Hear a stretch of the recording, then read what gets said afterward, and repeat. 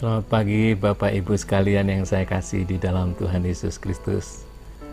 Senang sekali kita bisa jumpa lagi di dalam acara Renungan Pagi. Saya akan membacakan satu ayat yang menjadi ayat bacaan kita hari ini dari Roma 12 ayat yang kedua.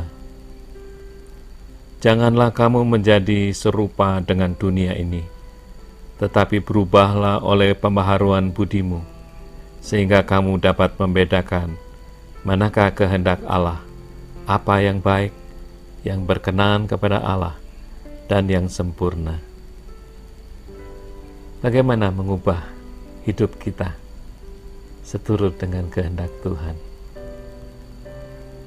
Amsal 4 ayat 23. Jagalah hatimu dengan segala kewaspadaan, karena dari situlah terpancar kehidupan. Amsal ini mengungkapkan bahwa apa yang ada dalam hati kita, pikiran kita, itulah yang memancarkan kehidupan kita. Hati adalah medan pertempuran rohani dengan penguasa-penguasa udara, yaitu si iblis. Pertempuran melawan pencobaan-pencobaan dunia dan juga godaan-godaan yang menyeret kita ke dalam dosa yang akan menghancurkan kehidupan kita.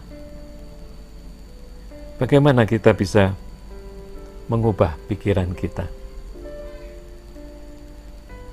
Coba di dalam 2 menit ini Anda jangan membayangkan kuda zebra. Apa yang ada di dalam benak Anda? Pasti kuda zebra. Sekarang bayangkan Candi Borobudur yang besar, yang indah, dengan relief, susunan stupa-stupa yang besar, dan juga pohon-pohon yang ada di sekeliling Candi Borobudur. Ketika Anda membayangkan Candi Borobudur, bayangan kuda zebra tadi terbuang. Begitulah kira-kira prinsip dari mengubah hati kita, yaitu dengan membuang pikiran-pikiran yang duniawi dengan hal-hal yang seturut dengan kehendak Tuhan dan berkenan kepadanya. Bagaimana caranya kita dapat mengubah hati kita? Ada 5 langkah dengan mengingat 5 jari kita. Yang pertama adalah kelingking, yang artinya dengarkanlah firman Tuhan. Kelingking ini gunanya untuk membersihkan telinga. Saya jarang sekali melihat orang yang membersihkan telinga dengan jempol. Dengan mengingat kelingking ini untuk mendengarkan firman Tuhan, bukan hanya mendengar suaranya, tetapi mendengarkan dengan teliti firman Tuhan. Yang kedua adalah jari manis. Jari manis ini adalah tempat cincin nikah disematkan, yang artinya cintailah firman Tuhan. Kalau Anda mencintai firman Tuhan, Anda akan memperhatikan dengan sungguh-sungguh dan juga memahami dan mau melakukan firman Tuhan. Di dalam Mazmur 119 ayat yang ke-97, betapa ku cintai Tauratmu, aku merenungkannya sepanjang hari. Direnungkan, bukan hanya dibaca. Mungkin Anda bisa membaca 100 ayat satu hari, tapi tanpa cinta dan mengerti, tidak ada gunanya sama sekali. Jari tengah. Jari tengah ini adalah jari yang paling tinggi di antara kelima jari, yang paling nampak. Bagaimana Anda menampakkan firman Tuhan hidup di dalam kehidupan Anda? Bukan hanya di hari Minggu saja. Kalau di gereja, anak-anak Tuhan itu manis-manis. Tetapi di hari-hari lain bagaimana sikap Anda terhadap atasan Anda, terhadap bawahan Anda?